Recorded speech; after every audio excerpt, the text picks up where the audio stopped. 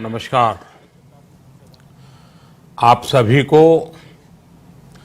और विश्व भर में फैले भगवान बुद्ध के अनुयायियों को बुद्ध पूर्णिमा की बैसाख उत्सव की बहुत बहुत शुभकामनाएं। ये मेरा सौभाग्य है कि मुझे पहले भी इस पवित्र दिन पर आपसे मिलने, आप सभी से आशीर्वाद लेने का अवसर मिलता रहा है। 2015 और 2018 में दिल्ली में और साल 2017 में कोलंबो में मुझे इस कार्यक्रम से जुड़ने का, आपके बीच आने का मौका मिला था।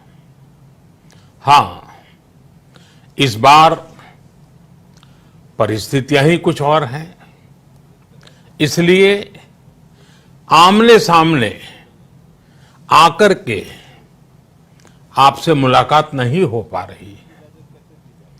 साथियों, भगवान बुद्ध का वचन है, मनो पुब्बम गमा धम्मा, मनोसेट्टा मनोमया, यानी धम्म मन से ही होता है, मन ही प्रधान है, सारी प्रवृत्तियों का अगुवा है।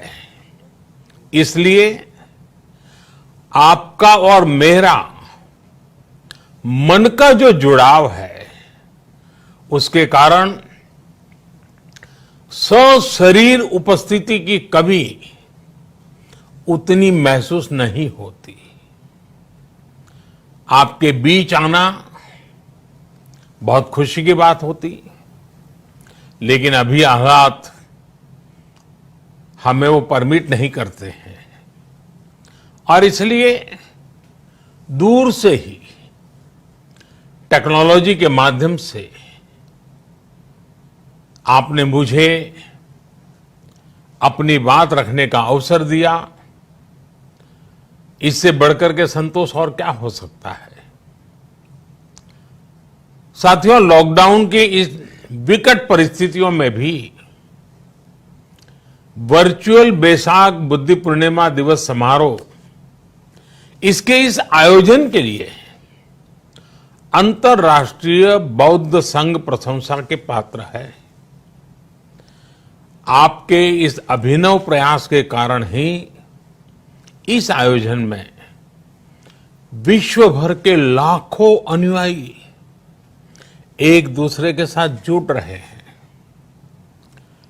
लुम्बिनी, बोधगया, सारनाथ और कुशीनगर के अलावा श्रीलंका के श्री अनुराधापुर स्तूप और वासुदेवा मंदिर में हो रहे समारोहों का इस तरह एकीकरण कितनी अद्भुत कल्पना है, कितना सुंदर दृश्य है। हर जगह हो रहे पूजा कार्यक्रमों का ऑनलाइन प्रसारण होना अपने आप में अद्भुत अनुभव है। आपने इस समारोह को कोरोना वैश्विक महामारी से मुकाबला कर रहे पूरी दुनिया के हेल्थ वर्कर्स और दूसरे सेवा कर्मियों के लिए प्रार्थना सप्ताह के रूप में मनाने का संकल्प लिया है। करुणा से भरी आपकी इस पहल के लिए मैं आपकी सराहना करता हूं। मुझे पूरा विश्वास है कि ऐसे ही संगठित प्रयासों से हम मानवता को इस मुश्किल चुनौती से बाहर निकाल पाएंगे, लोगों की परेशानियों को कम कर पाएंगे।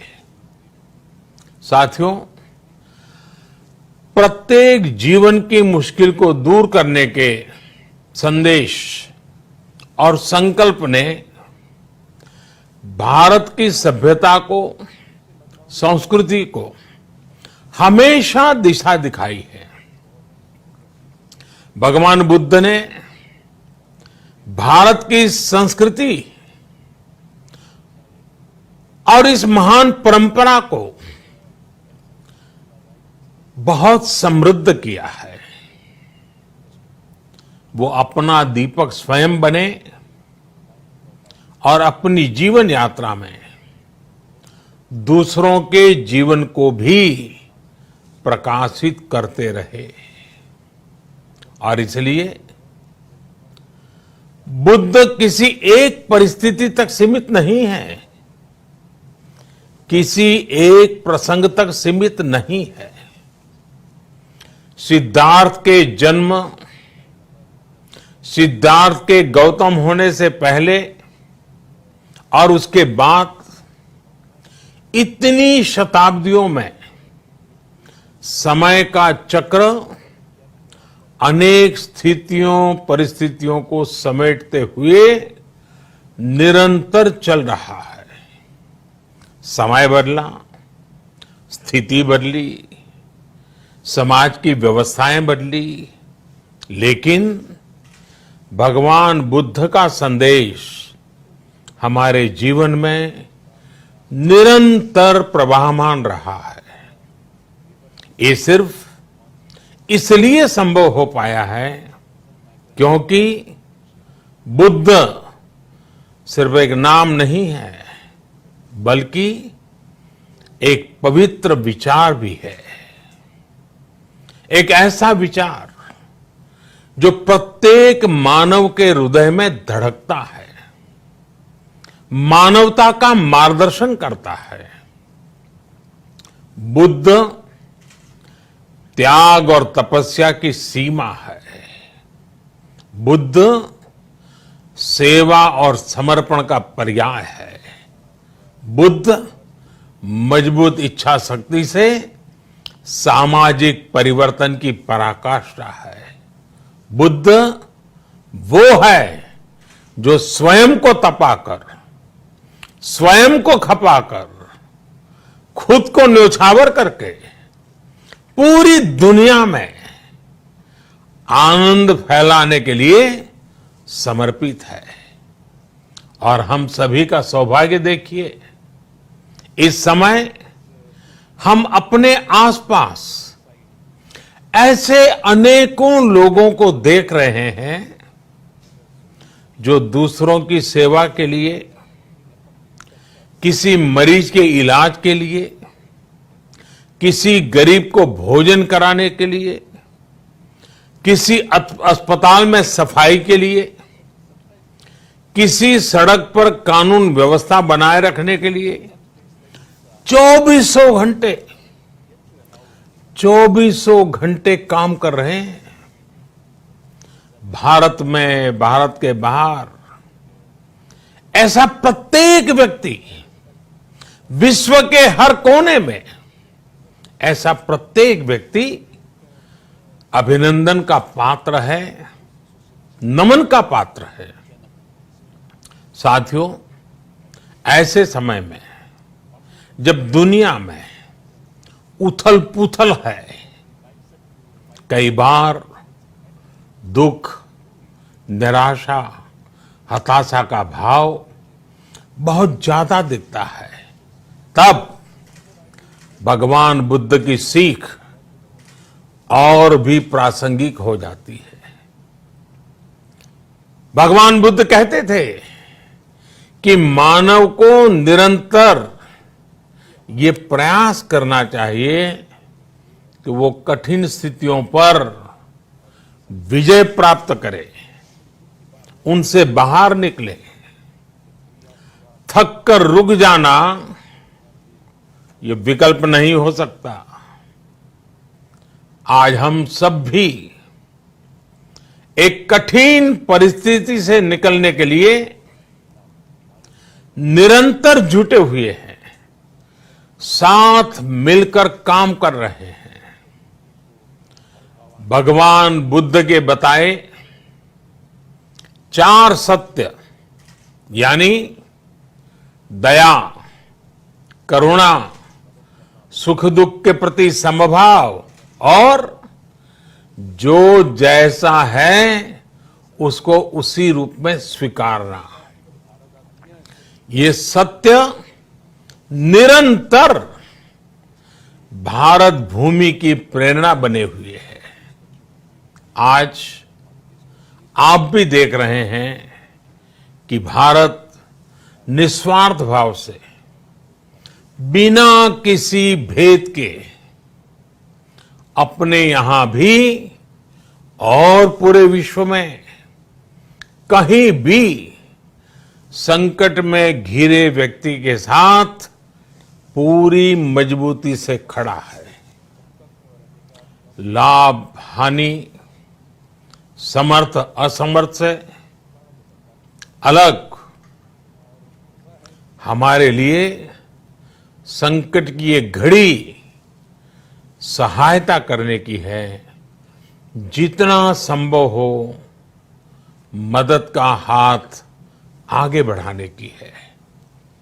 यही कारण है कि विश्व के अनेक देशों ने भारत को इस मुश्किल समय में याद किया और भारत ने भी हर जरूरतमंद तक पहुंचने में कोई कसर नहीं छोड़ी है। भारत आज प्रत्येक भारतवासी का जीवन बचाने के लिए हर संभव प्रयास तो कर ही रहा है, अपने वैश्विक दायित्वों का भी उतनी ही गंभीरता से पालन कर रहा है। साथियों, भगवान बुद्ध का एक एक वचन, एक एक उपदेश मानवता की सेवा में भारत की प्रतिबद्धता को मजबूत करता है। बुद्ध भारत के बोध और भारत के आत्मबोध दोनों का प्रतीक है। इसी आत्मबोध के साथ भारत निरंतर पूरी मानवता के लिए, पूरे विश्व के हित में काम कर रहा है और करता रहेगा। भारत की प्रगति हमेशा विश्व की प्रगति में सहायक होगी। साथियों, हमारी सफलता के पैमाने और लक्ष्य दोनों समय के साथ बदलते रहते हैं, लेकिन जो बात हमें हमेशा ध्यान रखनी है वो ये कि हमारा काम निरंतर सेवा भाव से ही होना चाहिए।